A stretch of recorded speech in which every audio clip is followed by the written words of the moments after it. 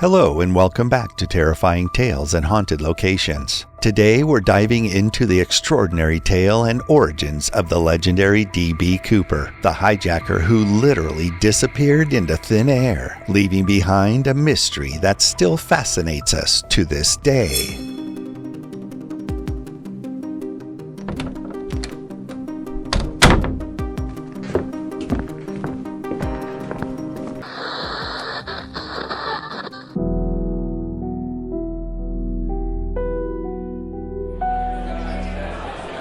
On November 24, 1971, a man approached the flight counter of Northwest Orient Airlines at the Portland International Airport, gripping a black briefcase firmly in his hand. He purchased a one-way ticket for Flight 305. On the ticket, he scribbled the name Dan Cooper. Flight 305, operated by Northwest Orient Airlines at the time, now Delta Airlines, was a routine 30-minute flight between Portland and Seattle-Tacoma International Airport, 165 miles north of the Portland Airport. However, Flight 305 would be anything but routine.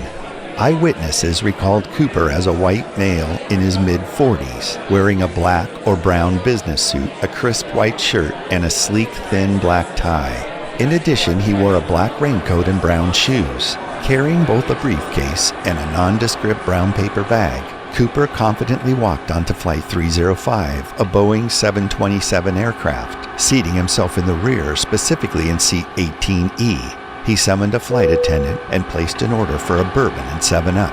As Flight 305 departed Portland International Airport at approximately 2:50 p.m. Pacific Standard Time, the aircraft carried its crew of 6. Captain William Scott, First Officer William Radixak, and Flight Engineer Harold Anderson in the cockpit, along with cabin crew members Alice Hancock, Tina Mucklow, and Flora Schaffner.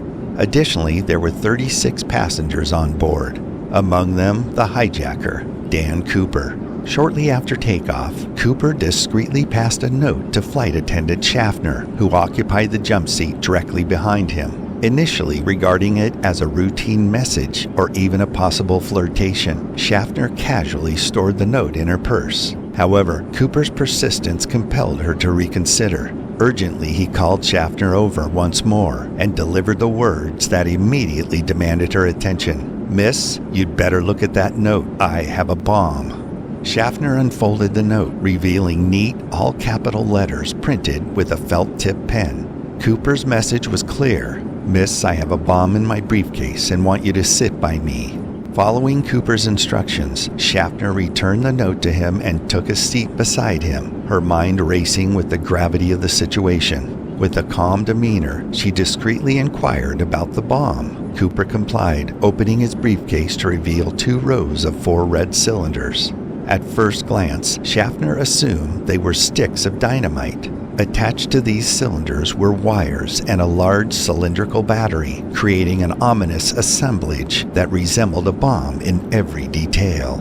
After securely closing the briefcase, Cooper proceeded to describe his demands to Schaffner. She wrote his instructions onto a note, making her way to the cockpit to apprise the flight crew of the situation. Captain Scott instructed Schaffner to remain in the cockpit for the duration of the flight and asked her to document the events as they transpired. Captain Scott wasted no time, establishing contact with Northwest Flight Operations in Minnesota to relay the hijacker's demands. Cooper's stipulations were clear. He demanded $200,000 to be delivered in a knapsack by 5 p.m.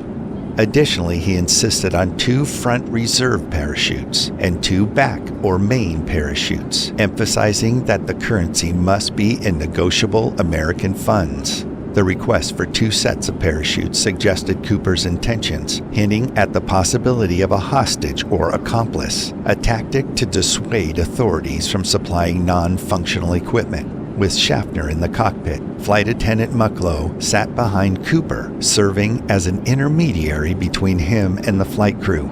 Cooper proceeded to outline further demands. Upon reaching Seattle, Cooper insisted that fuel trucks be ready to meet the plane, and all passengers must remain seated while Mucklow personally brought the ransom money on board. He declared that he would release the passengers only after securing the money. Additionally, he specified that the last items to be brought on board should be the 4 parachutes. Captain Scott then promptly alerted Seattle Air Traffic Control about the unfolding situation, prompting them to swiftly contact local law enforcement and the FBI. Passengers were discreetly informed of a minor mechanical difficulty causing a delay in their arrival at Seattle. Meanwhile, the president of Northwest Orient at the time granted authorization for the ransom payment and instructed all employees to fully cooperate with the hijackers' demands. For approximately 2 hours, Flight 305 circled Puget Sound in the Seattle area, allowing Seattle police and the FBI ample time to gather Cooper's ransom money and parachutes, while also mobilizing emergency personnel. Throughout the flight from Portland to Seattle, Cooper insisted that Flight Attendant Tina Mucklow stay close by his side. Recalling the experience later, Mucklow revealed that Cooper displayed an intimate familiarity with the local geography. As he peered out the window, he accurately identified Tacoma, Washington. Impressively, he also noted that McChord Air Force Base was merely a 20-minute drive from Seattle-Tacoma Airport. Reflecting on Cooper's demeanor, Mucklow described him as remarkably composed. He exhibited a calm demeanor and was very polite. As the plane continued to circle Seattle, Mucklow engaged in conversation with Cooper. Curious about why he chose Northwest Airlines for the hijacking, he chuckled, clarifying that his decision wasn't fueled by any grudge against Northwest Orient, but rather because it aligned with his intentions. When Cooper asked Mucklow where she was from, she told him Pennsylvania originally, but her current residence was in Minneapolis. Seeking to ease the tension, he offered her a cigarette, to which she originally declined. However, for this occasion, she accepted his offer anyway. Seattle First National Bank provided the $200,000 ransom. The ransom consisted of 10,000 unmarked $20 bills. Seattle First National Bank was selected because it had already prepared for potential hostage situations just like this one by recording, photographing, and setting aside $250,000. At approximately 5:24 p.m., Captain Scott received a notification that the parachutes had been delivered to the airport. Cooper was promptly informed that his ransom demands had been met and that the aircraft would be landing soon. By around 5:46 p.m., Flight 305 touched down at Seattle-Tacoma Airport. With Cooper's approval, the plane was directed to a dimly lit runway. Upon parking the aircraft, Cooper issued instructions that only one representative from the airline would approach the plane with the parachutes and the money. Furthermore, he specified that the sole entrance and exit point would be through the aircraft's front door via the mobile stairs only.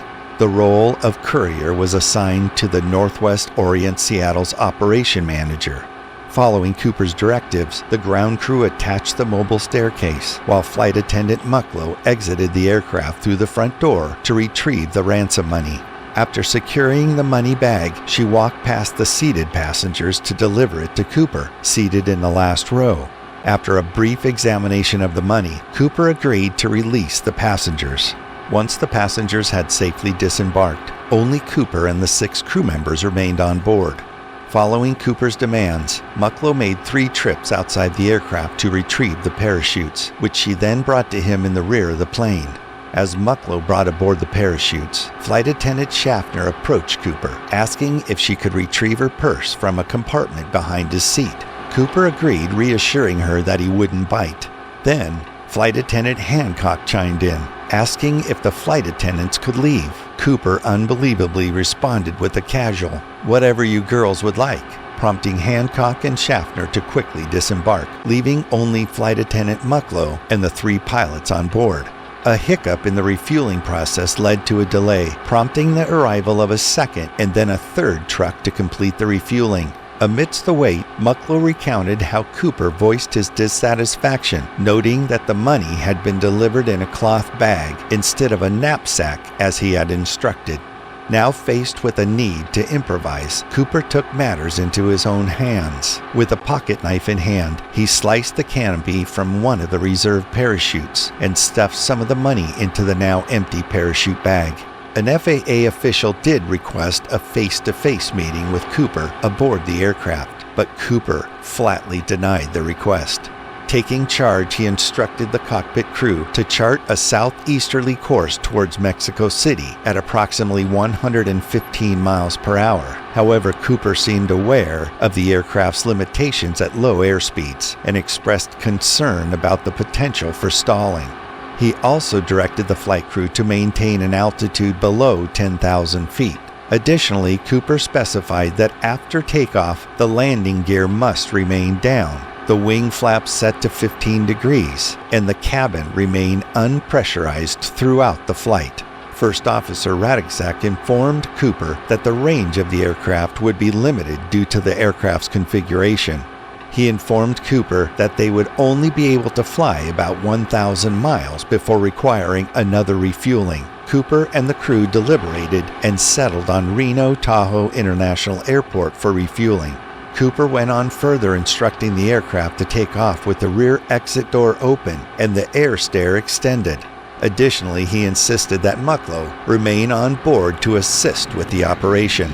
At approximately 7:40 p.m., Flight 304 embarked on its journey, carrying only Cooper, Mucklow, Captain Scott, First Officer Radczak, and Flight Engineer Anderson. However, accompanying them were two F-106 fighters from McChord Air Force Base and a Lockheed T-33 trainer trailing behind the 727, out of Cooper's line of sight. After takeoff, Cooper directed Mucklow to lower the aft staircase. Concerned for her safety, she voiced her fear of being pulled out of the aircraft to both Cooper and the flight crew. In response, the flight crew suggested she come to the cockpit and secure herself within an emergency rope. However, Cooper dismissed the idea, assuring her that he would handle the lowering of the stairs himself. He then instructed Mucklow to make her way to the cockpit, draw the curtain partition between coach and first class, and refrain from returning to the cabin. Before Mucklow returned to the cockpit, she pleaded with Cooper to take the bomb with him. Cooper reassured her that he would either disarm the bomb or carry it himself. With that, she made her way towards the cockpit, glancing back to see Cooper in the aisle, securing what seemed to be the money bag around his waist. The entire sequence from takeoff to Mucklow's entrance into the cockpit spanned 4 to 5 minutes. Throughout the flight to Reno, Mucklow remained in the cockpit, ultimately becoming the last individual to lay eyes on Cooper. Around 8 p.m., a warning light in the cockpit flashed, signaling that the aft staircase had been deployed. Using the cabin intercom, the pilot reached out to Cooper, offering assistance, but received only a terse response: no. Then, at approximately 8:13 p.m., the aircraft's tail abruptly pitched upward, prompting the pilots to swiftly adjust the trim. With the aft cabin door open and the staircase extended, the flight crew remained in the cockpit, uncertain of Cooper's whereabouts. Mucklow utilized the cabin intercom to relay to Cooper that they were nearing Reno, emphasizing the necessity of retracting the stairs for a safe landing. Yet neither Mucklow nor the flight crew received any response from Cooper. At 11:02 p.m., Flight 305 touched down at Reno Tahoe International Airport, the aft staircase still extended. FBI agents, state troopers, sheriff deputies, and Reno police quickly surrounded the aircraft, but refrained from approaching due to concerns that Cooper and the bomb might still be on board. Captain Scott conducted a thorough search of the cabin, verifying that Cooper had indeed disembarked. After a meticulous 30-minute search, an FBI bomb squad officially declared the cabin safe, alongside 66 latent fingerprints found on board the airliner. FBI agents also retrieved Cooper's black clip-on tie, a mother-of-pearl tie clip, a hair from Cooper's headrest, and 8 filter-tipped Raleigh cigarette butts from the armrest ashtray. One of the parachutes had been opened, with 3 shroud lines cut from the canopy. Extensive interviews followed with eyewitnesses in Portland, Seattle, and Reno, conducted by FBI agents, leading to the development of a series of composite sketches. Local police and FBI agents wasted no time in interrogating potential suspects following the hijacking. Recognizing the possibility that the perpetrator might have used his real name or a familiar alias, Portland police tracked down and interviewed a resident named D.B. Cooper. Although this individual had a minor police record, he was swiftly ruled out as a suspect. However, a journalist's rush to meet a deadline resulted in the mistaken association of this individual with the hijacker. This initial error was picked up by a United Press International wire service reporter, and other media outlets simply repeated the mistake. Thus, the legend of the elusive D.B. Cooper was born. Despite an extensive search of what the FBI identified as the drop zone and hundreds of thousands of hours dedicated to additional investigative efforts, along with the utilization of current forensic technological evidence, all leads have ultimately reached dead ends. Consequently, on July 8, 2016, almost 45 years after the hijacking of Northwest Orient Airlines Flight 305, the FBI officially suspended the active investigation into the D.B. Cooper case. To this day, local field offices remain open to receiving any credible evidence about the parachutes or the ransom money that may come to light. Furthermore, the vast 66-volume case file compiled over the 45 years of the investigation will be preserved for historical purposes at FBI headquarters in Washington, D.C., and made accessible to the public through the FBI website. This crime remains the only unsolved case of air piracy in commercial aviation history, and as of the uploading of this video, the case of D.B. Cooper remains unsolved. That's all for now. Don't forget to like, comment, and subscribe if you enjoyed the video. Until next time, thank you for watching.